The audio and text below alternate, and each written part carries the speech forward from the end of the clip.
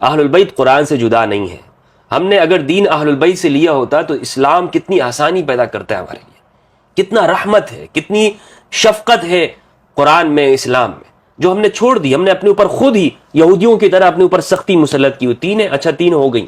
اہل البیت کہہ رہے نہیں کہ رسول اللہ فرما رہے ہوں یوں کرنا ہے یا یوں کرو، اور کوئی شخص کہے کہ نہیں یوں نہیں کیا جا سکتا، ہم نے یوں کرنا ہے.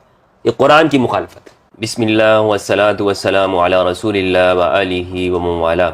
السلام علیکم ورحمۃ اللہ وبرکاتہ. مسلم معاشروں میں طلاق کی شرح میں اضافہ ہو رہا ہے. طلاق اللہ سبحانہ وتعالیٰ کو نہایت ناپسند ہے. قرآن مجید فرقان حمید میں طلاق کے مکمل واضح طور پر مسائل بیان کیے گئے ہیں. طلاق کس طرح سے دینی ہے، گواہوں کی موجودگی میں دینی ہے، کتنی طلاقیں. لیکن ہمارے اہل سنت کے ہاں ایک مسئلہ جو پھیل گیا ہے اور جس پر سختی کے ساتھ ہمارے ہاں لوگ کاربند ہیں، جو کہ واقعی غلط بات ہے اور جو قرآن و سنت کے مکمل خلاف ہے، وہ یہ کہ اگر کوئی شخص غصے کی حالت میں اپنی بیگم کو 3 طلاقیں دے دیتا ہے، اب چاہے اس کی بیگم کسی بھی حالت میں ہے، وہ شخص خود نشے میں ہے یا غصے کی حالت میں ہے، بس زبان سے اس کے 3 کلمات نکل گئے ایک ہی وقت کے اندر، تو اس سے کہا جاتا ہے کہ اس کی بیگم اس کے نکاح سے نکل جاتی ہے.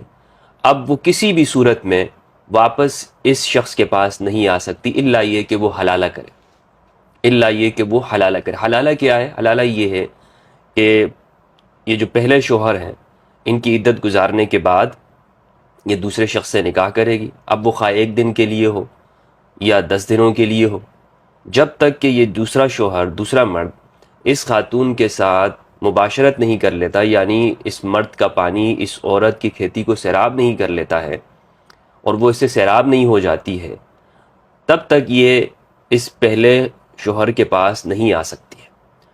اور اس کے بعد پھر وہ دوسرا شخص اس کو طلاق دے گا اور پھر وہ عدت گزارے گی، پھر نکاح ہوگا اور واپس آئے گی. اس کو حلالہ کہتے ہیں. تو یہ ایک راستہ نکالا ہوا ہے. اس کے علاوہ اور کوئی طریقہ نہیں ہے کہ یہ عورت واپس اپنے بچوں کے پاس اور اپنے شوہر کے پاس آ جائے. یہ کب یہ صورتحال بنتی ہے؟ جب ایک شخص اپنی بیگم کو 3 طلاقیں دے دیتا ہے.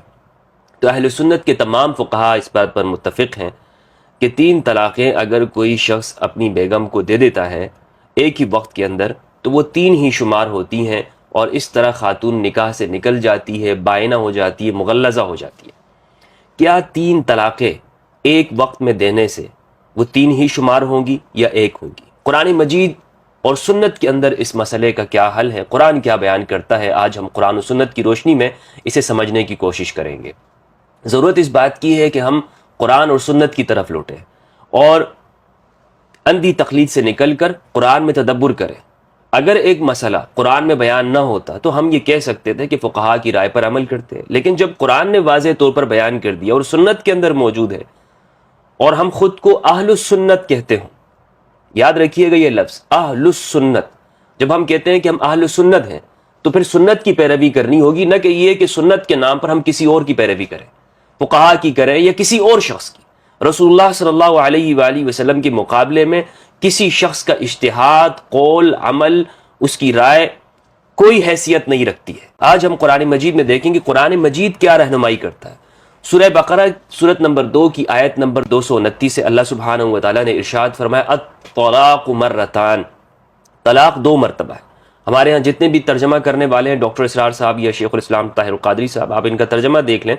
طلاق 2 مرتبہ ہے. فَإِمْسَاكُمْ بِمَعْرُوفٍ أَوْ تَسْرِيحٌ بِإِحْسَانٍ. اب یا تو اچھے طریقے پر، معروف طریقے پر اس عورت کو وہ روک لے، یا خوبصورتی کے ساتھ اسے رخصت کر دینا ہے. وَلَا يَحِلُّ لَكُمْ أَن تَأْخُذُوا مِمَّا آتَيْتُمُوهُنَّ شَيْئًا إِلَّا يَخَافَا أَلَّا يُقِيمَا حُدُودَ اللَّهِ. آگے بیان کیا کہ اب تمہارے لیے جائز نہیں ہے کہ جو کچھ تم نے اس عورت کو دیا ہوا تھا اپنی زندگی میں اس سے کچھ واپس لے لو، سوائے یہ کہ اس کے کہ دونوں کو اندیشہ ہو کہ وہ حدود اللہ کو قائم نہیں رکھ سکیں گے. بہرحال قرآن مجید کے یہ جو آیت ہے 229، شروع کے الفاظ الطلاق مرتان، طلاق 2 مرتبہ ہے. اب یہ 3 کہاں سے آ گیا کہ ہم یہ کہتے ہیں کہ ایک ہی وقت میں آپ نے 3 طلاقیں دے دی تو تب بیگم نکلتی ہے نکاح سے؟ قرآن کہہ رہا ہے کہ 2 مرتبہ طلاق دینا ہے اور پھر اس کے بعد آپ کو کوئی اختیار نہیں بچتا ہے. لیکن یہ کس طرح سے دینا ہے آپ خود سوچیں کہ ہمارے ہاں اہل سنت کے جو علماء ہیں، فقہاء ہیں، وہ بھی یہ بات کا اعتراف کرتے ہیں کہ 3 طلاقیں بیک وقت نافذ تو ہو جاتی ہیں، لیکن یہ کراہیت ہے، اس میں یہ طریقہ ناپسندیدہ ہے، یہ طلاق بدعی ہے، یہ بدعت طریقہ ہے۔ جب اس کو وہ بدعت کہتے ہیں تو پھر یہ لوگوں پر اس کو نافذ کیوں کیا جاتا ہے؟ جناب ہاں، اس سے ہو بھی جاتی ہے، اور آپ دیکھ بھی رہے ہیں کہ معاشرے میں طلاق کا رجحان بڑھ رہا ہے۔ بس زبان سے 3 فائر کر دیے، زبان سے 3 الفاظ بول دیے ایک ساتھ، اور ہم لوگ بھی یہی سمجھتے ہیں، کیونکہ ان کے دماغ میں یہی بتایا گیا کہ آپ اس طرح بولیں گے تو تبھی طلاق ہوتی ہے، ورنہ اس کا کوئی اور طریقہ نہیں ہے۔ جو سنت طریقہ ہے، یعنی سنت طریقے سے مراد یہ ہے کہ جو اسلام کا طریقہ ہے، شریعت کا ہے، وہ کیا ہے؟ وہ یہ ہے کہ آپ کی بیگم طہر کی حالت میں ہو، 2 گواہ موجود ہیں وہاں پر۔ اتنا مشکل بنا دیا ہے طلاق کو، اور نکاح کو اسلام نے آسان کر دیا، اور ہم نے الٹ معاملہ کیا ہوا ہے، نکاح کو مشکل بنایا ہوا ہے، اتنی شرائط رسم و رواج اس کے اندر لگا دیتے ہیں، اور طلاق کو آسان، جناب طلاق طلاق طلاق۔ ہمارے ہاں ڈراموں میں، کہانیوں میں، معاشرے میں یہی ہے رواج، یہ مسائل، جناب 3 طلاقیں دے دیے، زبان سے کہہ دیے طلاق طلاق، تو نکل جا میرے گھر سے۔ یہ طریقہ نہیں ہے، یہ جاہلیت ہے، اس کو روکنا چاہیے تھا، اس کو منع کرنا چاہیے تھا کہ کوئی شخص اگر اس طرح طلاق دیتا ہے، اس پہ پابندی لگانی چاہیے 3 طلاقوں کے اوپر۔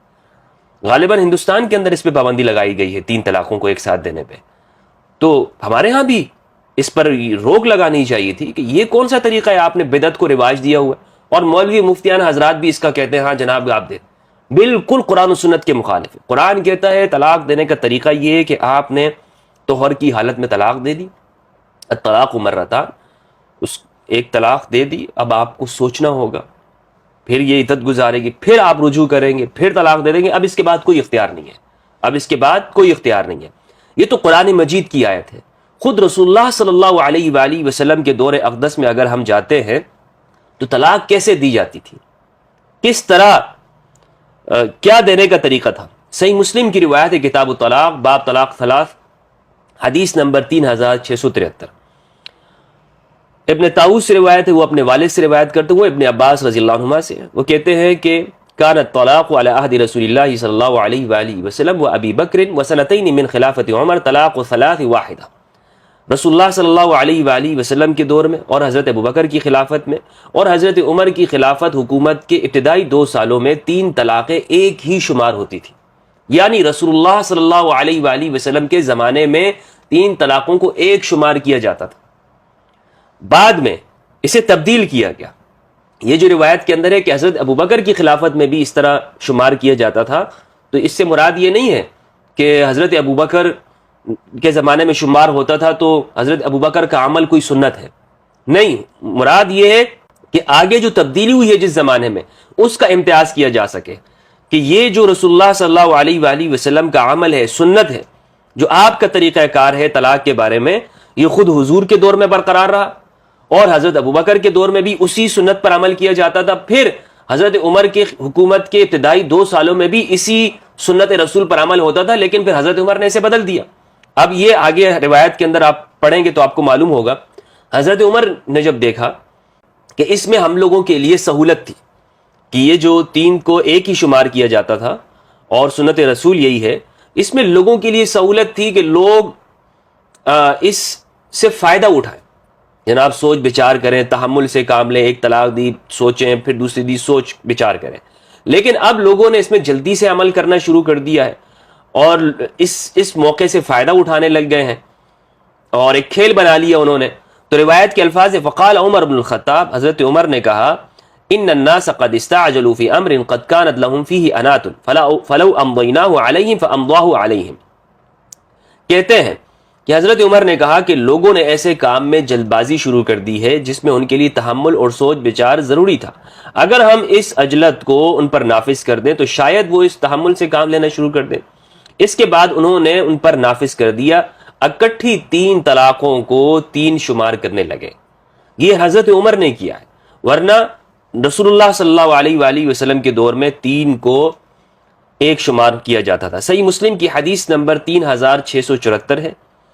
ابن جریج روایت کرتے ہیں، وہ کہتے ہیں کہ مجھے ابن طاؤس نے خبر دی، انہوں نے اپنے والد سے، کہ ابو صحبہ نام کا ایک شخص تھا، اس نے ابن عباس سے کہا، کیا آپ جانتے ہیں کہ رسول اللہ صلی اللہ علیہ وآلہ وسلم کے زمانے میں اور حضرت ابوبکر کی خلافت کے زمانے میں اور حضرت عمر کی حکومت کے ابتدائی 3 سالوں میں 3 طلاقوں کو ایک شمار کیا جاتا تھا؟ تو ابن عباس نے کہا ہاں بالکل میں یہ بات جانتا ہوں۔ سنن ابو داؤد کتاب تفریح و باب طلاق کی حدیث نمبر 2199 کے اندر یہ واقعہ موجود ہے، اس میں بھی ہے۔ پھر حضرت عمر نے اسے تبدیل کی، یعنی حضرت عمر نے 3 طلاقوں کو 3 ہی شمار کرنے لگے۔ رسول اللہ صلی اللہ علیہ وآلہ وسلم کے دور اقدس میں جب آپ کو معلوم ہوا کہ ایک شخص نے ایک ہی موقع پر 3 طلاقیں دے دی اپنی بیگم کو، تو آپ صلی اللہ علیہ وآلہ وسلم نے سخت ناراضگی کا اظہار کیا۔ سنن نسائی کتاب الطلاق باب ثلاث المجموعہ وما فیہ من التغلیظ حدیث نمبر 3430 ہے کہ 3 طلاقوں کو ایک ساتھ دینے پر جو اس پر سختی ہے، جو اس پر مذمت ہے رسول اللہ صلی اللہ علیہ وآلہ وسلم کی جانب سے، اس کا بیان کہتے ہیں۔ مخرمہ روایت کرنے والے سے وہ کہتے ہیں سمعت محمود ابن لبید، میں نے محمود ابن لبید سے سنا کہ رسول اللہ صلی اللہ علیہ وآلہ وسلم کو ایک ایسے شخص کے بارے میں بتایا گیا کہ جس نے اپنی بیگم کو ایک موقع پر 3 طلاقیں دی تھی۔ تو آپ صلی اللہ علیہ وآلہ وسلم غصے کی حالت میں کھڑے ہو گئے۔ آپ نے فرمایا کہ میرے ہوتے ہوئے کہ میں تمہارے درمیان میں موجود ہوں، اللہ کی دین کے ساتھ کھلواڑ کیا جاتا ہے، کھیلا جاتا ہے۔ ایلعب بکتاب اللہ وانا بین اظہرکم، اللہ کی کتاب کے ساتھ تم کھیل کر رہے ہو، یعنی قرآن کا جو حکم موجود ہے اس میں تم تبدیلی کر رہے ہو اپنی جانب سے۔ تمہیں کس نے یہ اختیار دیا ہے کہ تم یہ ایک ساتھ ہی 3 الفاظ کہہ دو؟ یہ کس نے تمہیں اختیار دیا ہوا ہے؟ حتیٰ قام رجل، ایک آدمی کھڑا، اس نے کہا یا رسول اللہ اجازت دیجئے میں اس کو قتل کر دوں۔ یہ قرآن یعنی اتنا سخت اس کو سمجھا جاتا تھا کہ رسول اللہ صلی اللہ علیہ وآلہ وسلم فرما رہے ہیں کہ بھائی یعنی میرے ہوتے ہوئے ایسا کام تم کر رہے، اتنی شدت والا عمل تھا۔ اور آج ہمارے ہاں مولوی صاحبان جناب دیے، ٹھیک ہے جناب، کوئی غصہ ان کو نہیں آتا، کوئی سختی اس پر نہیں کرتے، کوئی اس کے اوپر یہ نافذ نہیں کرتے کہ جناب یہ کیا کر رہے ہو آپ لوگ، بس لکھ دیتے ہیں فتویٰ، ہاں ہو گئی ہے، طلاق ہو گئی ہے۔ مولانا وحید الزماں صاحب سلفی عالم ہیں، انہوں نے سنن ابن ماجہ کا حاشیہ لکھا ہے، کتاب الطلاق صفحہ نمبر 93، مطبوعہ اسلامی کتب خانہ فضل الہی مارکیٹ، یہ اس کا چھاپا ہے۔ اس میں یہ لکھتے ہیں کہ یہ حضرت عمر رضی اللہ عنہ کا اجتہاد تھا جو اوروں پر حجت نہیں ہو سکتا، کہ انہوں نے جو سنت رسول ہے اس کو آگے جا کر اس میں اپنا اجتہاد کیا، یہ اوروں پر حجت نہیں ہے، خصوصاً حضرت صلی اللہ علیہ وآلہ وسلم کی سنت اور صدیق کا فتویٰ ان کے اجتہاد سے رد نہیں ہو سکتا۔ یعنی رسول اللہ صلی اللہ علیہ وآلہ وسلم شارع ہیں، آپ صلی اللہ علیہ وآلہ وسلم کے مقابلے میں کسی کی کوئی علمی کوئی مقام تو نہیں ہے نا، جو آپ نے سنت جاری کی اس کو کوئی تبدیل نہیں کر سکتا۔ اور پھر حضرت ابوبکر رضی اللہ تعالیٰ عنہ نے اپنے زمانے میں اس کو برقرار رکھا ہے، تو حضرت عمر نے اس میں تبدیلی کی، لہٰذا اس پر یہ کسی اور پر حجت نہیں ہے۔ اس پر آپ دیکھیں تو سلفی عالم دین ابن القیم الجوزی رحمہ اللہ نے زاد المعاد کے اندر تفصیلاً بحث کی ہے جلد نمبر 2 میں، اور تمام روایات کو انہوں نے ذکر کیا، پھر ان کے جوابات دیے ہیں، اور کہ جو لوگ کہتے ہیں 3 طلاقیں 3 ہو جاتی ہیں ان کا رد کیا ہے بڑے تفصیل کے ساتھ۔ اور اہل البیت علیہ السلام کا جو موقف ہے، جو ان کا مسئلہ ہے، وہ یہی ہے، وہ یہی فرماتے ہیں کہ 3 طلاقیں ایک ہی شمار ہوتی ہیں، وہ 3 نہیں ہوتی، یعنی بیگم نکاح سے نکلتی نہیں ہے۔ اہل البیت قرآن سے جدا نہیں ہے۔ ہم نے اگر دین اہل البیت سے لیا ہوتا تو اسلام کتنی آسانی پیدا کرتا ہے ہمارے لیے، کتنا رحمت ہے، کتنی شفقت ہے قرآن میں، اسلام میں، جو ہم نے چھوڑ دی۔ ہم نے اپنے اوپر خود ہی یہودیوں کی طرح اپنے اوپر سختی مسلط کی، وہ 3 ہے، اچھا 3 ہو گئی۔ اہل البیت کہہ رہے نہیں، اسی لیے ابن تیمیہ انہوں نے اہل البیت کے اسی موقف کو لیا ہے، امام علی علیہ السلام کے موقف کو لیا، اہل البیت علیہ السلام کی قول کو لیا ہے۔ اور ابن القیم الجوزی رحمہ اللہ نے تفصیل کے ساتھ زاد المعاد کے اندر اس پر بحث کی اور گفتگو کی ہے۔ تو یہ کوئی ایسا نہیں ہے کہ جناب صرف کسی ایک مکتب کا ہو۔ ہمارے ہاں سلفیہ اور اہل حدیث احباب اسی کے اوپر عمل کرتے ہیں، اور وہ یہ کہتے ہیں کہ طلاق و ثلاث وہ ایک ہی ہوتا ہے، سنت پر عمل کرتے ہیں، حدیث پر عمل کرتے ہیں، اور شیعہ لوگ بھی اسی پر عمل کرتے ہیں۔ تو جو لوگ ہمارے ہاں اہل سنت میں جو نوجوان اس سے گھبرا جاتے ہیں، تو یاد رکھیے گا 3 طلاقیں بالکل وہ ایک ہی شمار ہوتی ہیں، وہ 3 نہیں ہوتی، بیگم نکاح سے نہیں نکلتی ہے، وہ ایک ہی ہیں۔ اس کے بعد 2 طلاقیں مزید اس کے پاس 1 طلاق کا اختیار بچا ہوا ہے، اور وہ رجوع کر لے، تو لوگ پریشان ہو جاتے ہیں۔ یہ لاکھوں گھر جو اجڑ رہے ہیں، یہ کس کے کہنے پہ اجڑ رہے ہیں؟ اس کا ذمہ دار کون ہے؟ یہ جو فتوے دیے جاتے ہیں جناب ہاں ہو جاتی ہے، سنت کے برخلاف فتوے ہیں نا، سنت کے برخلاف۔ سنت موجود ہے، اگر ہم یہ کہہ سکتے تھے جناب اگر سنت نہیں ہے ایک مسئلہ قرآن میں بیان نہ ہوتا یا سنت میں بیان نہ ہوتا تو ہم کہتے ٹھیک ہے یہ بیان نہیں ہے، لہٰذا مجتہدین نے اجتہاد کیا اور ہم اس کے اوپر عمل کرتے ہیں اور اس کے اوپر چلتے ہیں۔ لیکن جب قرآن نے ایک واضح طور پر حکم بیان کر دیا ہے، مسئلہ بیان کر دیا، پھر میں اور آپ، شما اور فلاں اور اللہ کیا حیثیت رکھتے ہیں؟ کسی کا کوئی مقام و مرتبہ نہیں ہے قرآن کے مقابلے میں، کسی کا کوئی مقام و مرتبہ نہیں ہے۔ اچھا، سنن دارمی کے اندر ایک روایت ہے 449 نمبر کی، ایک مرتبہ حضرت عمر رضی اللہ تعالیٰ عنہ انہوں نے تورات کا ایک نسخہ لایا اور آپ صلی اللہ علیہ وآلہ وسلم کے سامنے پڑھنے لگے۔ وہ جو پڑھتے جاتے تھے آپ صلی اللہ علیہ وآلہ وسلم کے چہرے کا رنگ بدلتا جاتا تھا۔ حضرت ابوبکر بھی وہاں پر تشریف فرما تھے۔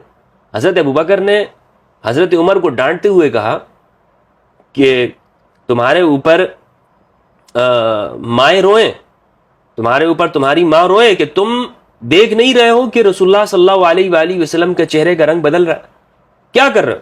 تو آپ صلی اللہ علیہ وآلہ وسلم نے فرمایا کہ اگر موسیٰ بھی آج آ جائیں، روایت کے الفاظ ہیں رسول اللہ صلی اللہ علیہ وآلہ فنظر عمر الى وجه رسول اللہ صلی اللہ علیہ وآلہ وسلم فقال اعوذ باللہ من غضب اللہ ومن غضب رسولہ رضینا باللہ ربا وبالاسلام دینا وبمحمد نبیا فقال رسول اللہ صلی اللہ علیہ وآلہ وسلم۔ حضرت عمر نے جب دیکھا کہ آپ صلی اللہ علیہ وآلہ وسلم کو غصہ آ رہا ہے تو حضرت عمر نے فوراً کہا میں اللہ کی پناہ میں آتا ہوں، میں اللہ کو رب مانتے ہوئے راضی ہوں، اسلام کو دین مانتے ہوئے اور محمد صلی اللہ علیہ وآلہ وسلم کو نبی مانتی ہوئے میں اس پہ راضی ہوں۔